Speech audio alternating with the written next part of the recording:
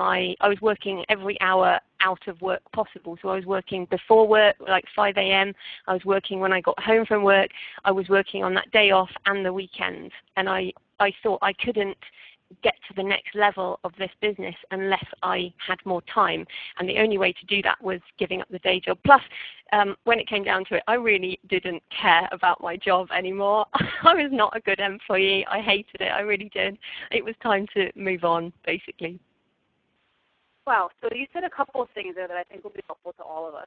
The first was that you felt a breaking point, and you knew you couldn't do better at having to do until you had more time or more energy to put into what you really felt passionate about. And I think everyone knows when they get to that breaking point. When you're there, you recognize it. And then secondly, you said you put a dollar sign on how much you had to be earning a month. So you said $1,000 a month. When I'm earning that, I can quit my job. So you had more income goals, in the following month.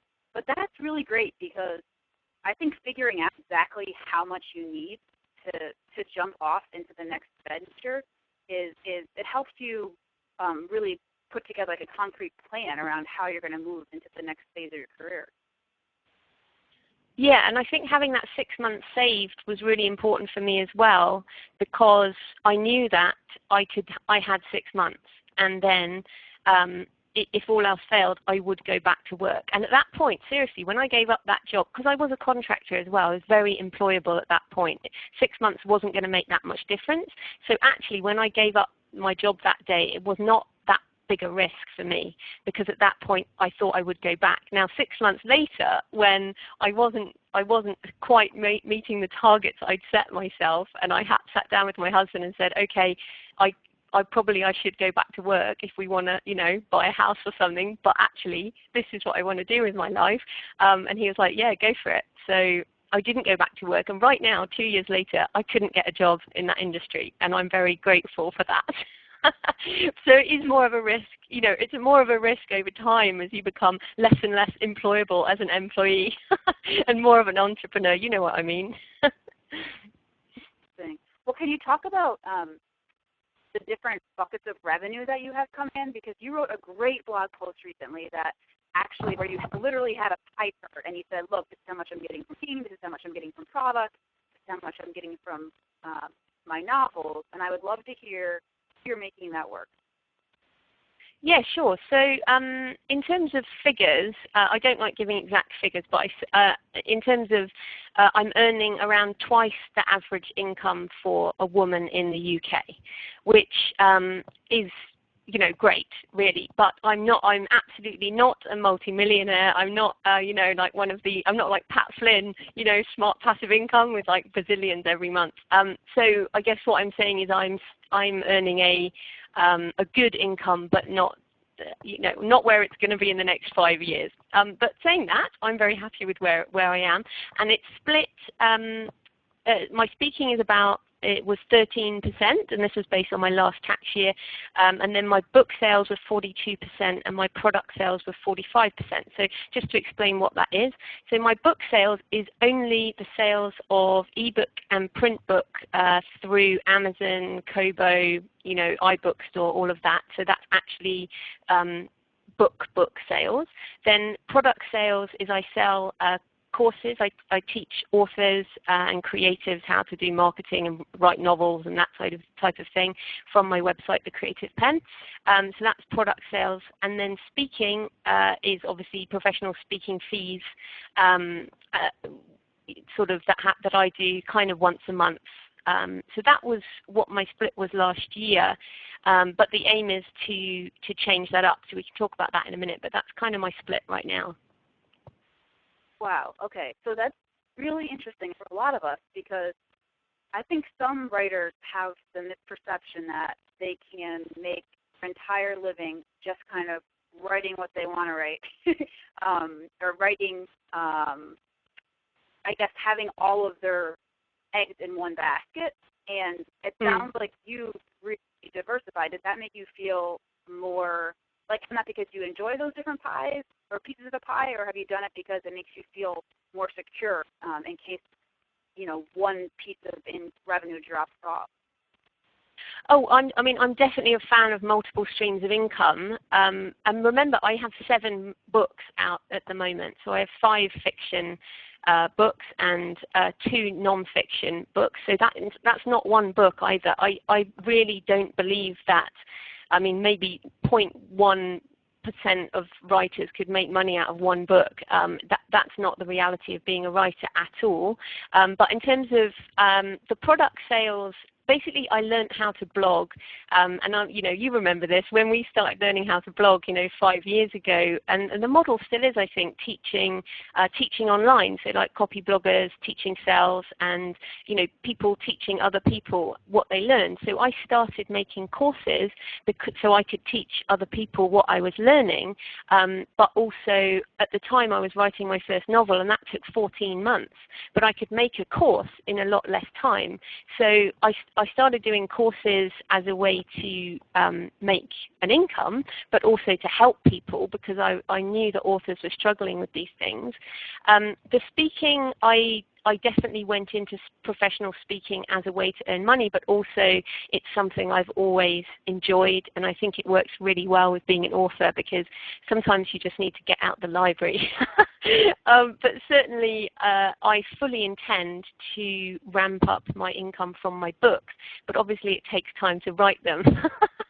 So that is the plan, to change it up. But I will still have multiple streams of income, because each book is a product, each format is a product, each country is a product. The number of products you have grows exponentially. So we can come back to that. But yeah, I guess that's why. Just okay. So I'd love to dig into the different forms that you're offering books in. But first, you mentioned that the book that you've got, you'd like it to change in the coming year. So how are you hoping that your revenue streams will morph? What are you working towards? Right. Well, at the moment, I have a number of courses. As I mentioned, they're multimedia courses with video and audio on all kinds of stuff. And essentially, I have the most that I'm going to make.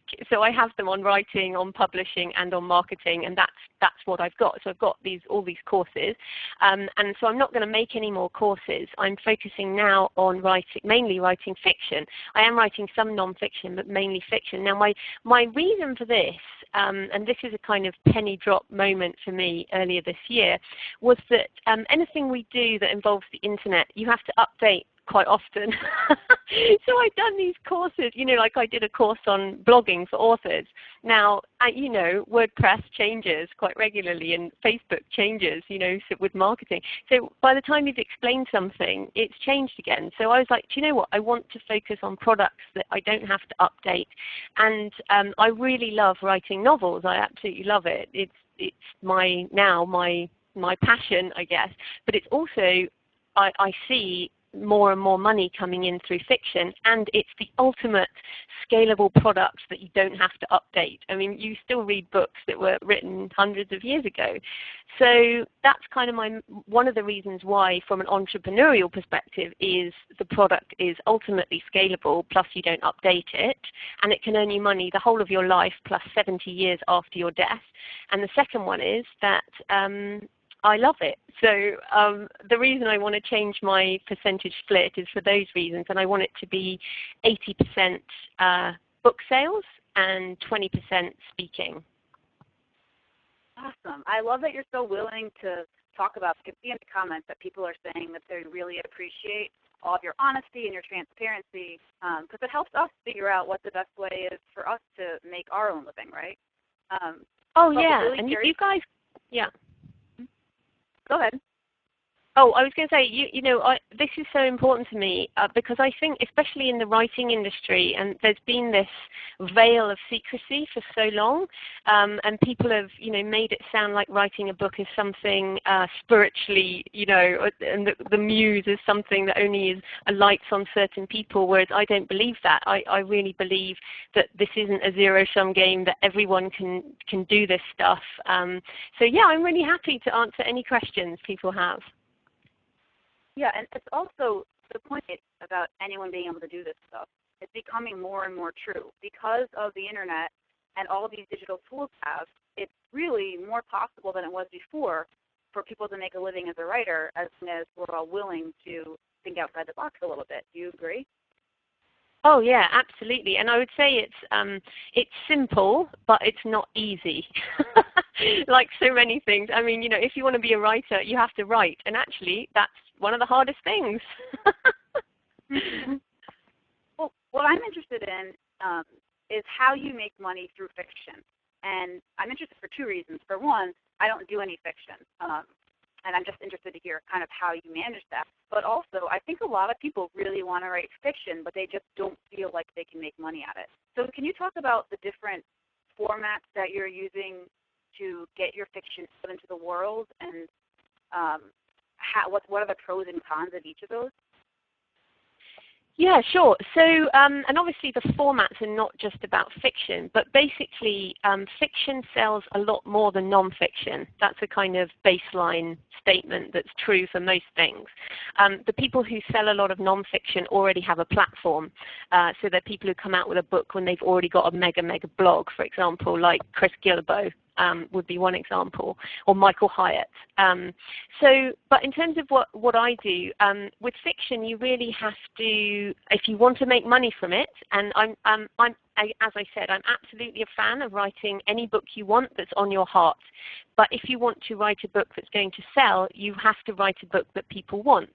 So I read a lot of thrillers. So when I was thinking about this, I like the early Dan Brown, let's say. His last one was a bit terrible. But because I have a master's in theology, writing that kind of religious, not Christian, but the kind of religious, historical, archaeological thrillers was a good niche for me. So I came up with an idea for a series. So I write the Arcane series, and it's basically lots of supernatural, spiritual adventures around the world type of thing. And I say Dan Brown meets Lara Croft, so kind of kick-ass female protagonist has adventures around the world.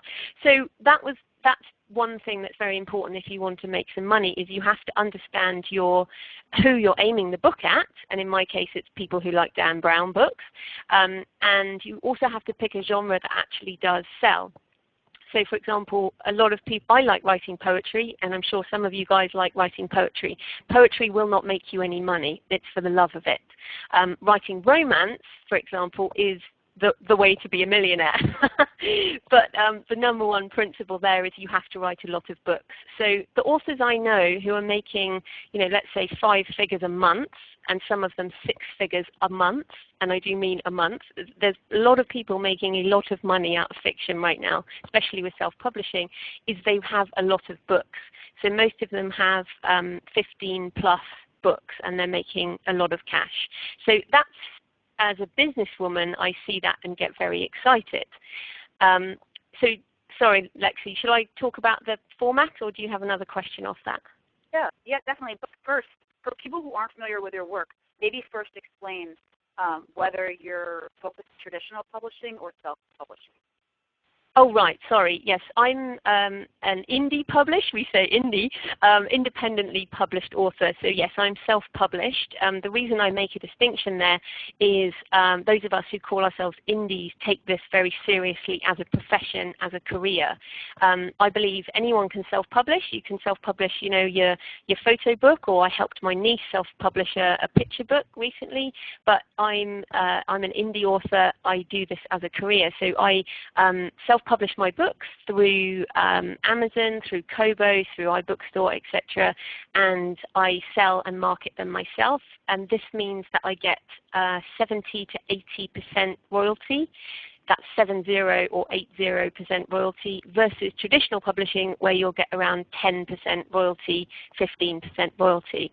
So that's, and also you get the freedom to sell in whatever market you want, in whatever format you want. So that was an entrepreneurial choice for me. I may take a traditional deal at some point, but the money and the control is pretty much why I do that.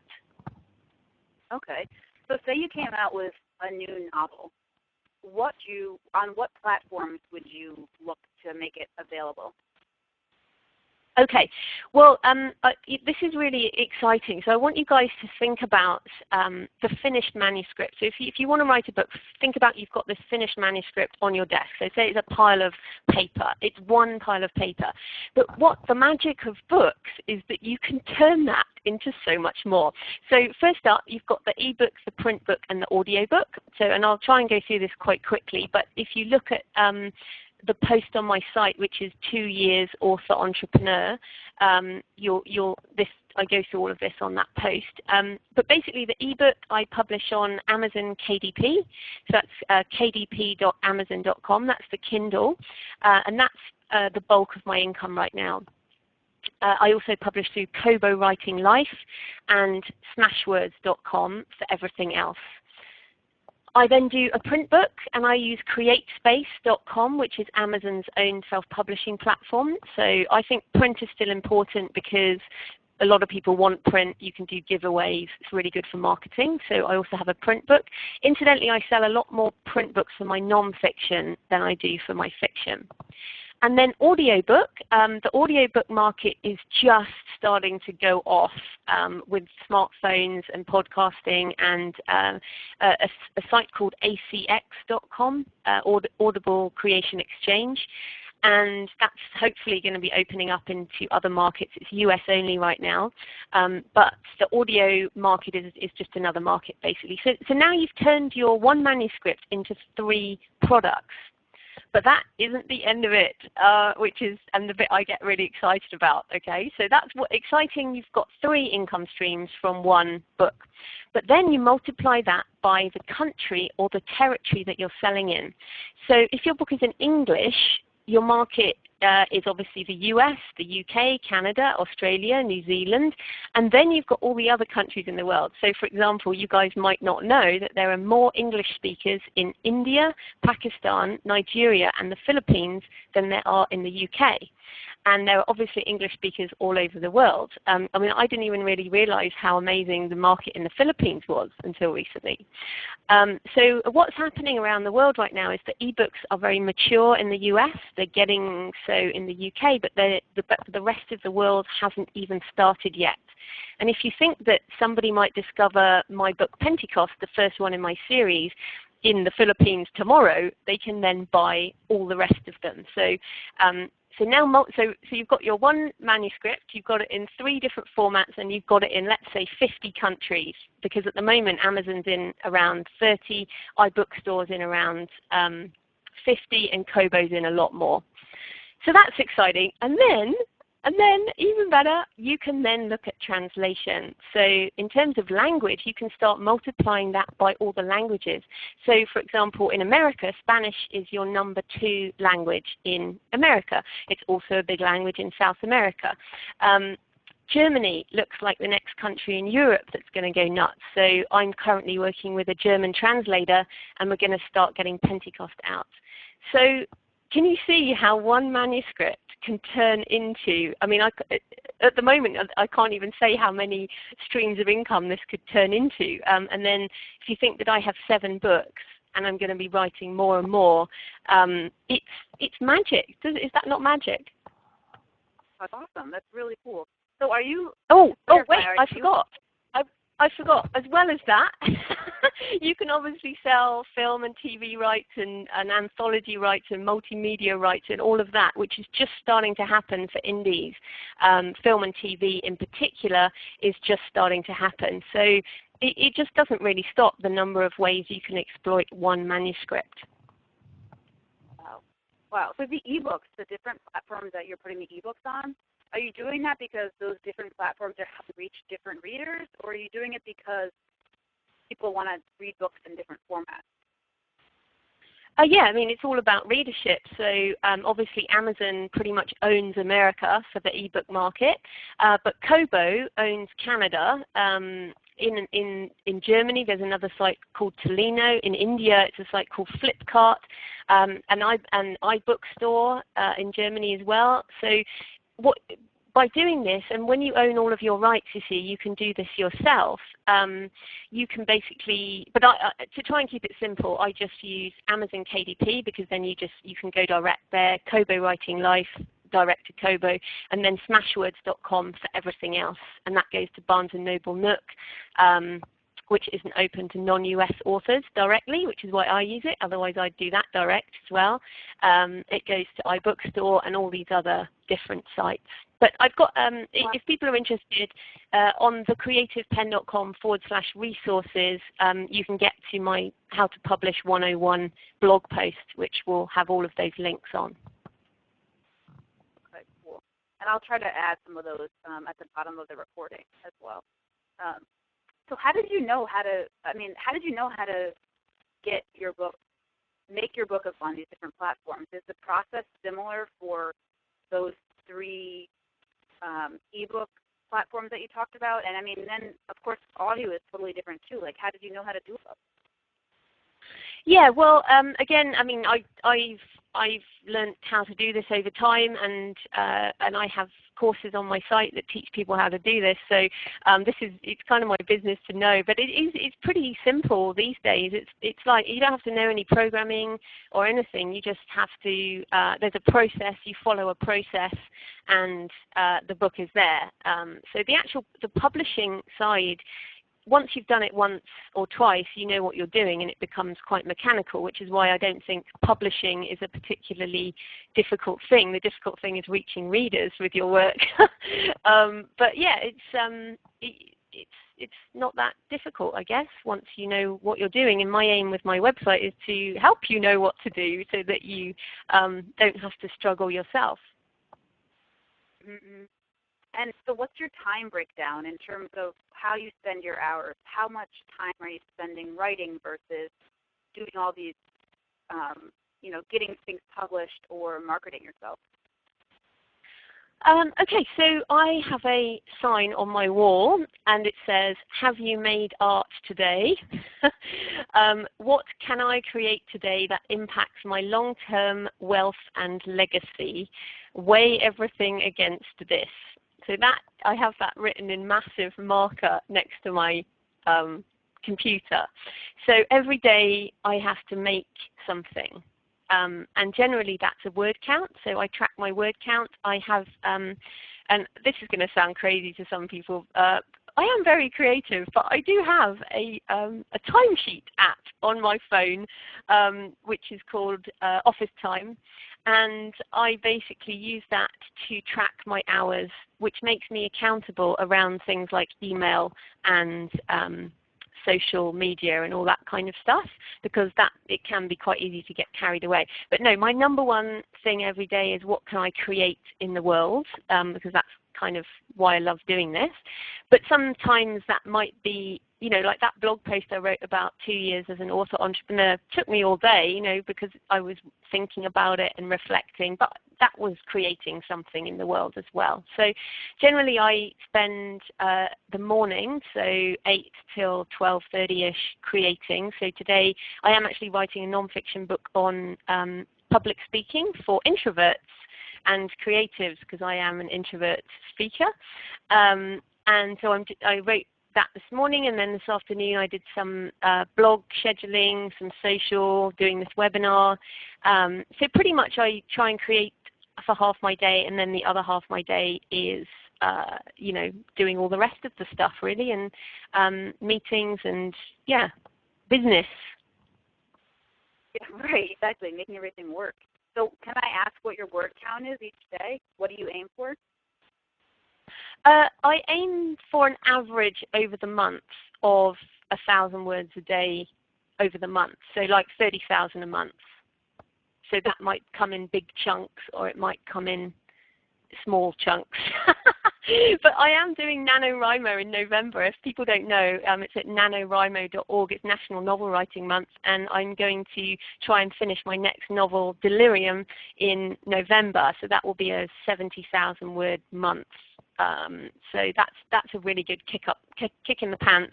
And that's actually how I wrote my first novel, Pentecost. Didn't write the whole novel, but I started in NaNoWriMo back in 2009, I think. So I really urge you, if you want to write a novel, try NaNoWriMo. It will really help you. Wow, awesome.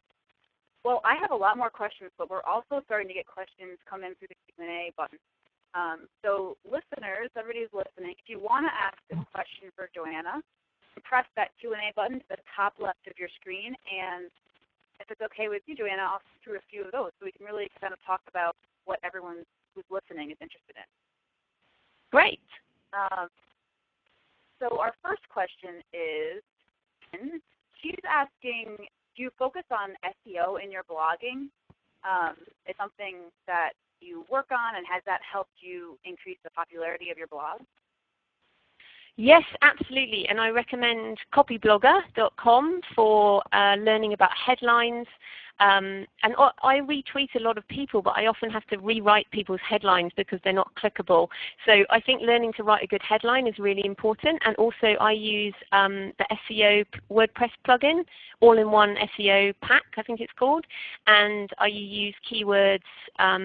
But I do think that the number one thing with SEO is, is that your content has to be really, really good. And I chose writing, publishing, and marketing as my niche. And as long as I'm writing on those topics, I'm naturally going to be using all the right keywords in my copy. But writing a headline, I think, is something that authors are really bad at because they think it needs to be clever or, but it doesn't need to be clever. That's the fundamental thing. A headline shouldn't be clever, or it should at least have a clever subtitle.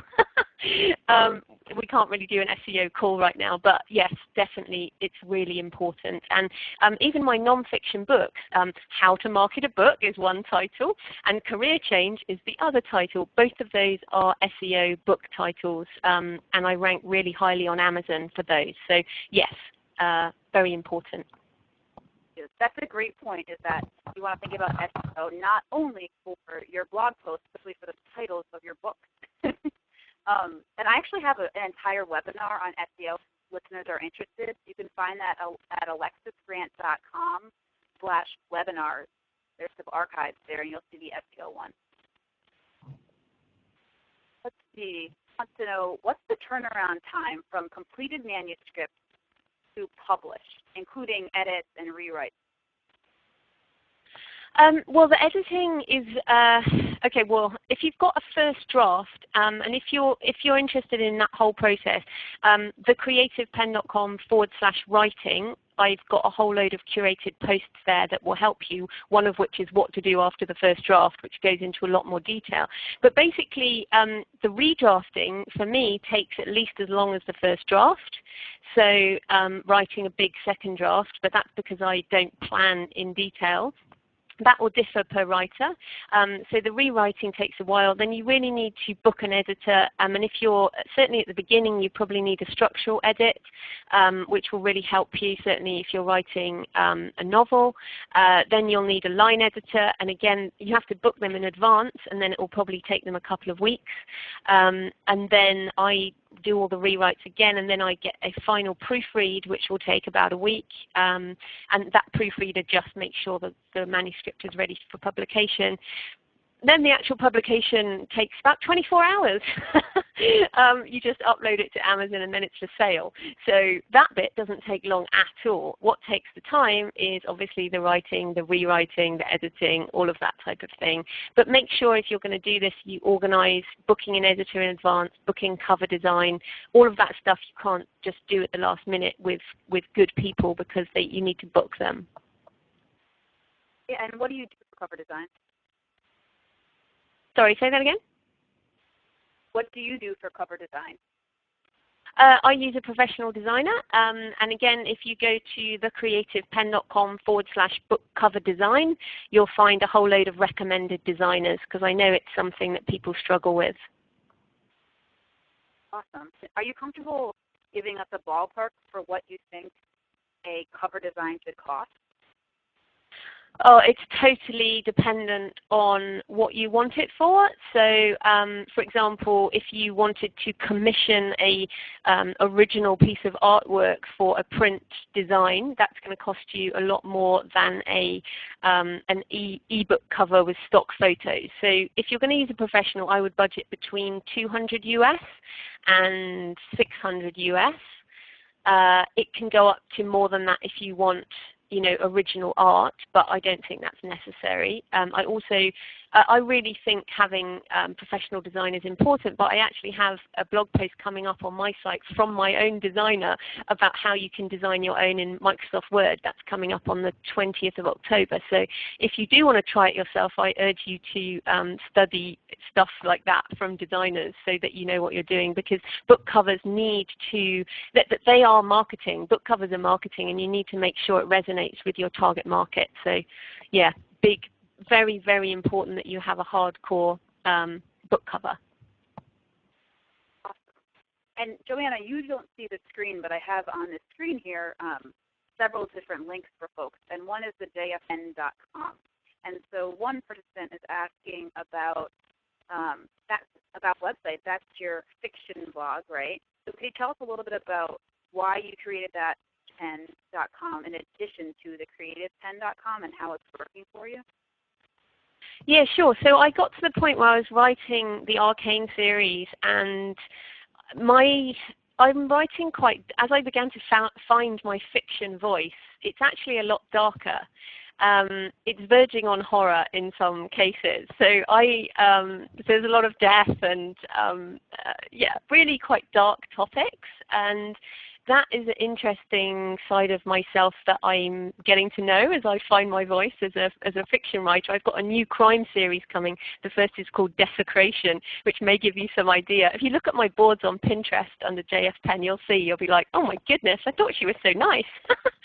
But when I realized that I was going down this kind of darker path, I decided that I needed to have a separate brand, because although this is me, I am authentically me, both of those sides is me. The Creative Penn, if you look at the headers on those two websites, you'll see the very different branding. One is like white and red and smiling, and the other one is dark, black and grey and looking quite hardcore thriller. And that's really the two sides of my personality, and that's how and I just thought that I needed to have a place where my fiction readers could come that was nothing to do with talking about publishing or marketing and things that readers don't care about. Readers don't want to know about that. So at JF Penn, I rarely blog, but when I do, I talk about my research process. So sharing a trip to Budapest I went on, researching my latest novel, One Day in Budapest, or interviews with other thriller authors, that type of thing. So it's mainly because I really am two different brands, and people who read my thrillers are not necessarily interested in my Creative Penn stuff, for example. I think there's a very small overlap between the two markets. Awesome, awesome. Okay, great. We have a bunch more questions, but before you go into, I just want to let everyone know, you'll see on the screen there's a bit.ly link. It's bit.ly/Penn4, and that's Penn with two N's. And Joanna has graciously set up a discount code for people. It's Alexis, so it's just my first name. And if you type it in at checkout, you'll be able to get her products for 20% off. And like I said, we don't do these webinars to make money. It's to really be helpful to everyone. But I usually ask participants if they're willing to, or I ask guests, if they're willing to offer some sort of special gift for people on the call, and that's the one that Joanna has offered. So it's Alexis, and get off. If you use this bit.ly link here, you'll be able to get 20% off any of her products. So for doing that, Joanna, that's really nice of you. No worries, and I'm happy to stay a bit longer on the call if necessary. So that's fine. Yeah, let's try to get through a few more questions. Scott's asked, the audiobook, did you narrate that yourself, or did you pay a flat fee to someone else who would narrate it, or how did that work? Well, this is the magic of acx.com. It's basically like a marketplace where you can do a royalty split. So I didn't pay up front. I did a royalty split with a brilliant narrator, Veronica Jaguer, and she narrated the books, which was very good because I can't do the voices, and I have characters from all over the world. So she did a brilliant job of narrating the first 3 in the Arcane series, and basically as they sell, we split the revenue that comes in. So, and that's a 7-year deal. So basically what's happening now in this market, and the same for translation, my aim as an entrepreneur is to pay as little upfront as possible and to make, to wait for sales. So I'm really doing quite a lot of royalty split deals. So with my German translator is a royalty split, the acx.com is royalty split. I may do some narration myself, but basically I'd rather somebody else did that who was more talented whilst I get on and write another book. That's great. That's such a good point, because it's huge for those of us who work in the digital, myself included. I don't do fiction, but the products that I have online, my ebooks and my courses, they take a lot of time and effort up front, but they don't take a lot of money to create, and the margin that you make is really high. And it sounds like that not only to when you're selling your own products through your website, but it sounds like you feel like that's an advantage to selling through these other ebook and video platforms as well. Yeah, and I wouldn't do audiobook or translation right now if I had to pay up front. The indies who are paying up front for this stuff are the people who are making, the 5 figures a month that I said, because they can afford it to actually pay for this stuff. It's between 5,000 and 8,000 US a time for like a 70,000 word book. And as I said, I'm not making so much money that I want to spend that in order to get it back over enough time. However, I can see a point in a couple of years where I might get to that point. So the world is really changing. Don't think you have to do everything out of your own pocket. You can do a lot. I do so much bartering. It's ridiculous. And one thing that's really important that we haven't really talked about that I think is really key is the importance of your social network. So the reason I'm talking to you guys is because Lexi and I connected on Twitter probably 4 years ago when neither of us had much to speak of in terms of a business or a presence online. We were just starting out. And the reason we're online buddies is because we've grown up together online as such, and we will. And that's who I work with, are people that I've grown up with online and authors I've grown up with. So you guys listening, you need to connect with as many people as you can on your way up, because that's really how we run this business. And then when it comes to barter arrangements, it's much easier if you've already made your contacts. And if you help other people, it's going to come back to you. I really believe social karma, making your own luck, I think you call it, don't you, Lexi? Yeah, that's right. Exactly. Yeah, we haven't talked a ton about social networking, but in addition to having a huge blog, you have a really big Twitter following. Maybe we could take a minute to see if you have any Twitter tips, or is there anything that worked well for you that's helped you? I think you have more than 40,000 followers now, right? I do, and again, it's exactly the same as I said earlier. I've done the same thing for 4 years, which is I subscribe to a number of blogs. I use Feedly, and then I use bufferapp.com to schedule them. And really, it doesn't take me very long. I often do it on the iPhone while I'm, doing something else.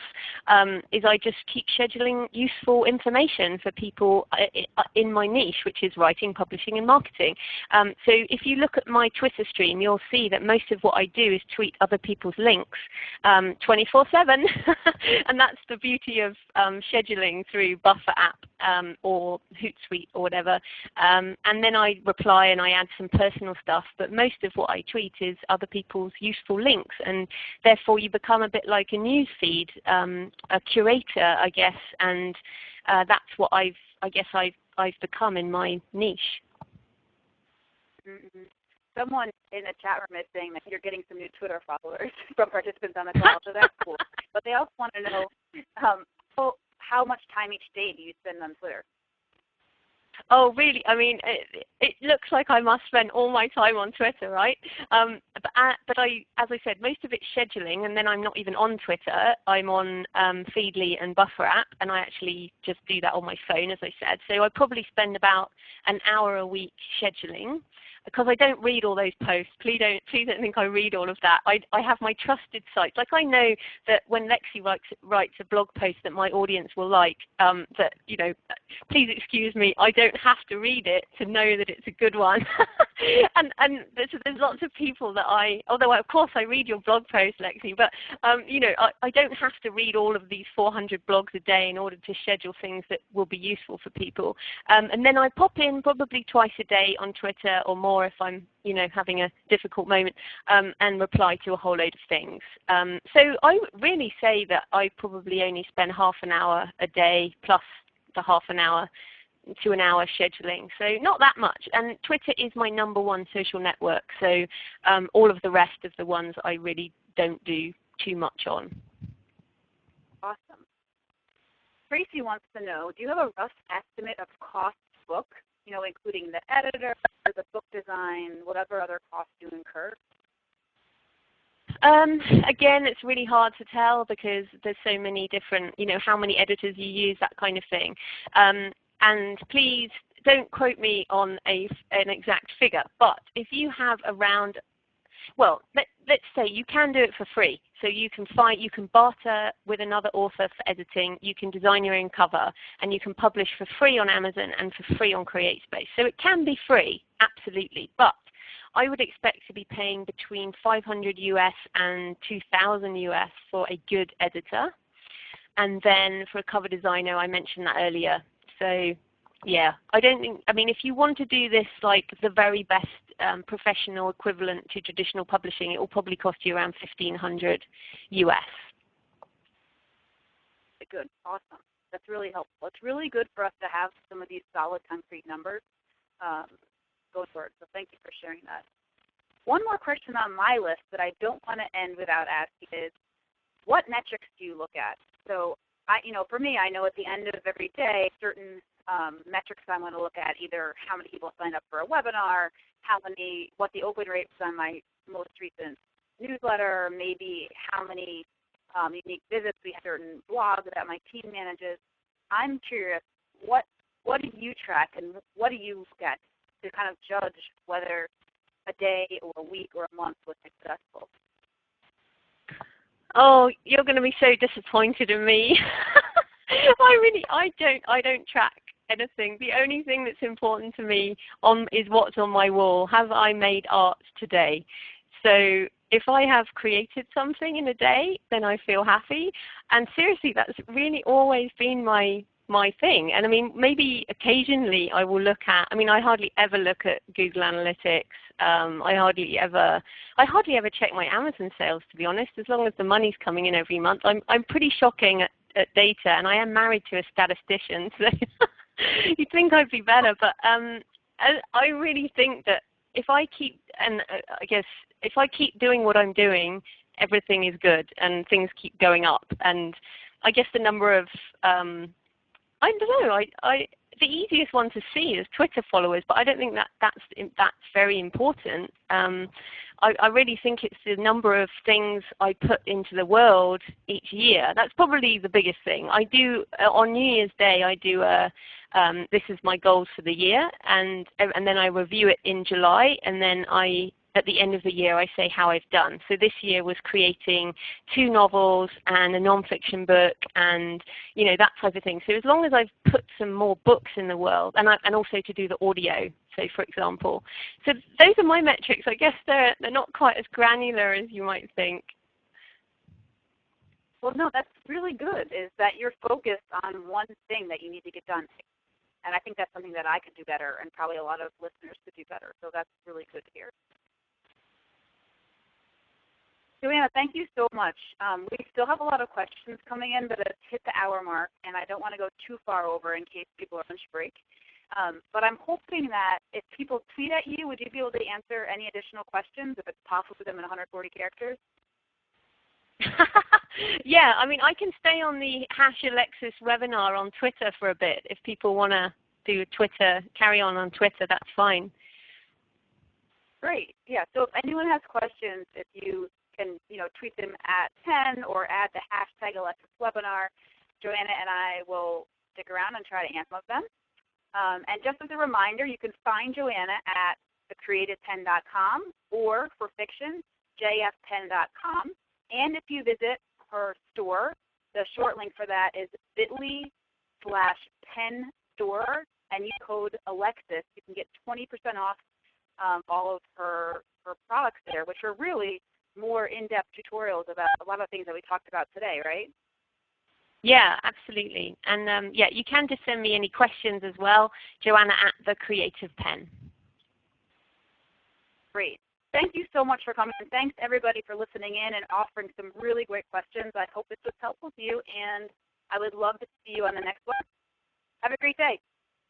Thanks, Lexi. Bye. Thank you.